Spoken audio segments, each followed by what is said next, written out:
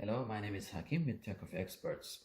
This video is generally for all painting contractors who are thinking of growing their painting business. But specifically, it is for painting contractors who can't afford to hire their own in-house estimator. I will explain in point form the process we use to do takeoffs for commercial painting contractors and residential painting contractors who want to branch out into commercial painting.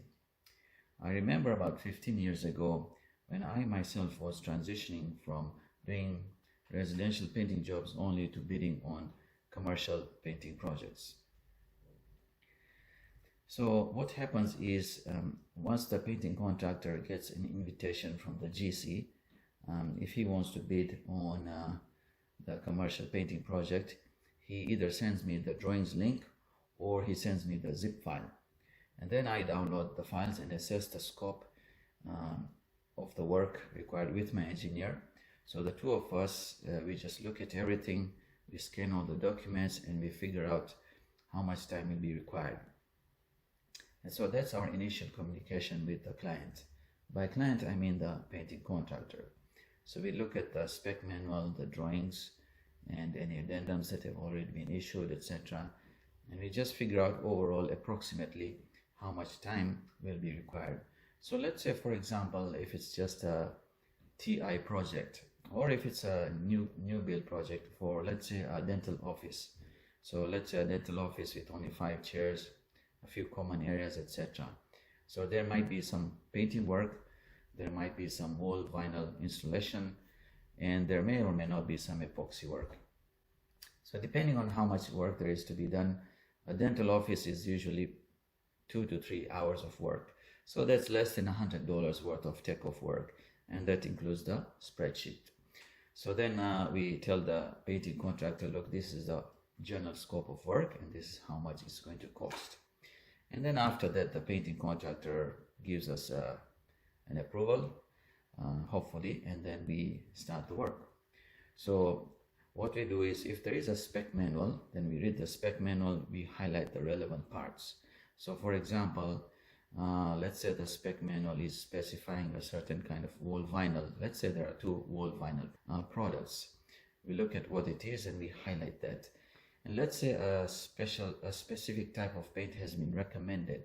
So for example, in a lot of work that I've done myself, the architect lists recommended products, but then they also write that the painting contractor can substitute one product for another. But in some projects, for example, if it's this dental office, the architect might say use Benjamin Moore products only and Benjamin Moore Aura products only.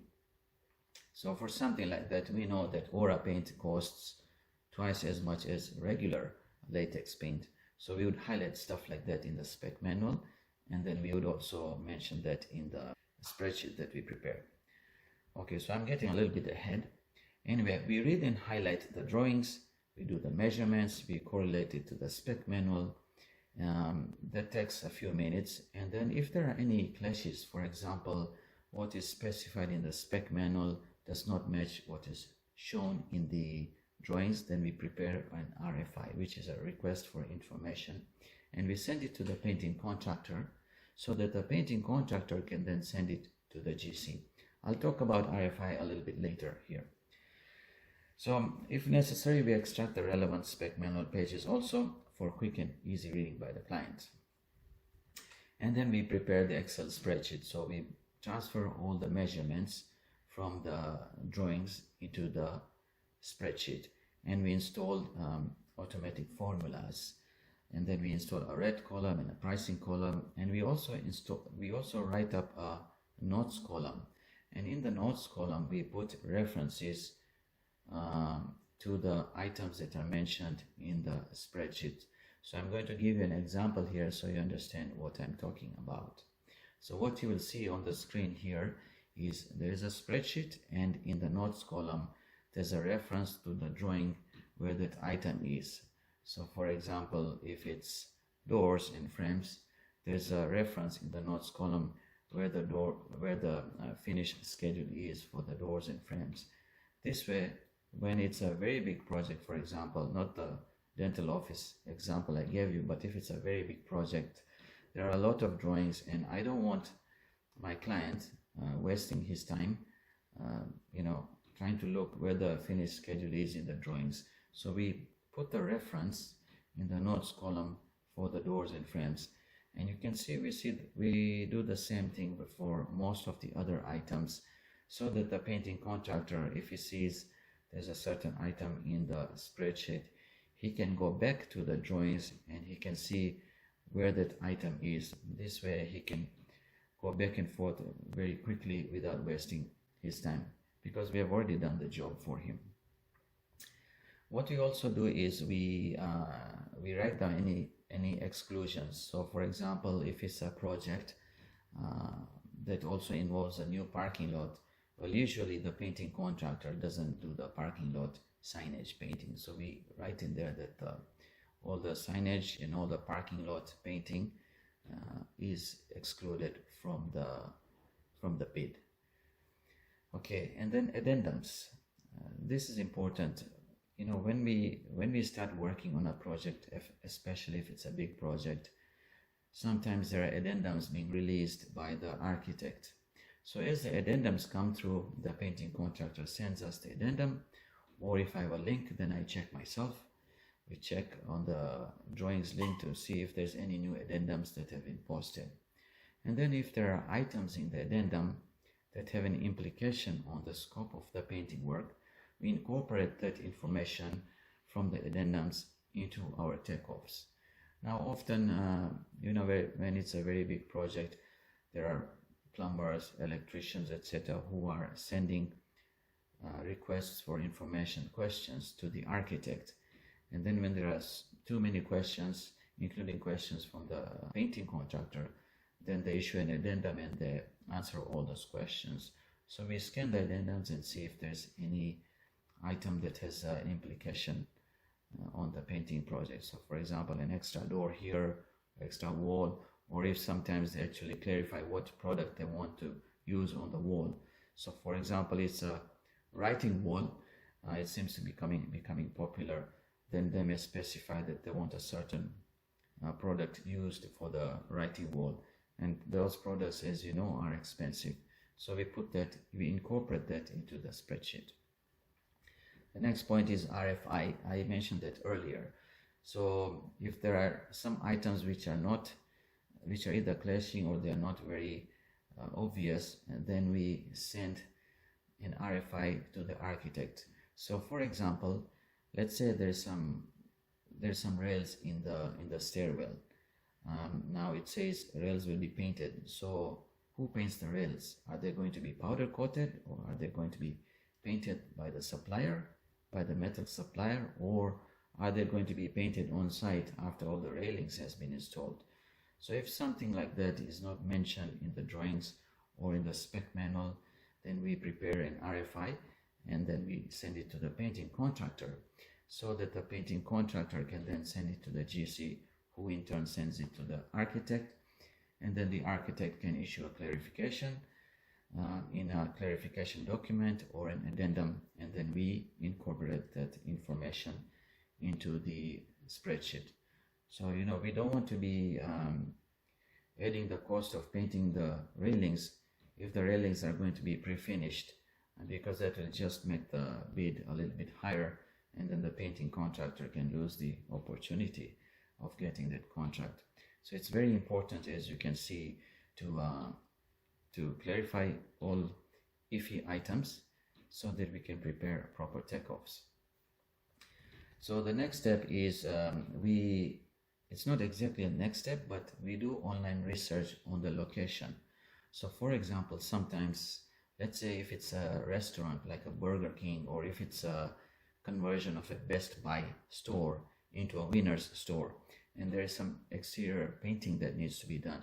So let's say that the spec manuals mention that all exterior metalwork needs to be repainted, and on the drawing it doesn't specify what the color of the flashing or the parapet on the top of the building is going to be. So I would assume, since the architect says that all exterior metal surfaces that have that currently have paint have to be repainted, I would assume that the flashing at the top of the building also needs to be painted. So we'd measure it out. However, we would also send this inquiry to the architect. Now, sometimes the architects don't respond to our questions. When something like that happens, then we go on Google Maps and then we look at the current building and we see what the substrate looks like right now. So let's say if the substrate is all chipped up or it's faded, and we know, okay, we can figure out that this substrate will probably need to be repainted, since all the stucco is being repainted, the doors, etc. on the exterior are being repainted, but the flashing has not been specified, so the paint color has not been specified. So we would assume then, safely so, that the flashing also needs to be painted. Now, why do we do online research? That's to just look at what the substrate looks like. And then we put that item, the flashing, or the parapet if you want to call it, in the spreadsheet as a separate item. And we also write, please ask GC if this needs to be painted. Now, the painting contractor will then have two choices. Either he can also assume that the flashing needs to be painted and he can include it in his bid, or he can try to ask the GC if that flashing needs to be repainted. Now, by the GC, I mean the senior estimator of the GC. Now, some senior estimators are very experienced. They've handled a lot of these brand changeover projects, and they would tell the painting contractor, yes, you have to repaint that flashing on the top. And then the painting contractor would include that in his bid. Now, why did I use this particular example of a flashing on the top of the building? The reason is that the flashing itself is very simple to cut and roll, but the thing is you need a scissor lift for that. So the painting contractor should ask the GC, look, can we also use your scissor lift to paint the flashing? Because if you do have to paint the flashing, we will need a scissor lift, and I don't want to rent a separate scissor lift just for painting the flashing on top of the building. So it's important for cost consideration. And then, of course, after all the spec manual highlights and extracts are done, the drawings are measured and extracted, and the spreadsheet is prepared, I zip up the whole file and then I send it to the painting contractor, or I upload it to my website from where the painting contractor can download it and he can pay his bill over there directly, and then he's ready to build his quote, and hopefully he can focus on bidding rather than spending time looking at drawings. By the way, when I say he, I mean he or she. Sometimes the painting contractor can be a female. So I hope you learned a few things about the process we use to do takeoffs. Now, I just forgot to mention an important thing. After the takeoffs are done, I sit down with my engineer and we check the spec manual highlights and the drawings that have been measured and all the items one by one in the spreadsheet. It's very important for me to do this accuracy check at the end of the project. When I say project, I mean doing the takeoffs, because we don't want to make mistakes. We don't want to miss any items that we should have included, and we also don't want to include items that we shouldn't include. For example, the flashing example I gave you, because the GC might say, no, the flashing doesn't need to be repainted because we are going to be replacing the flashing with pre-finished material. There's no need to include something like that and overestimate the cost of the project.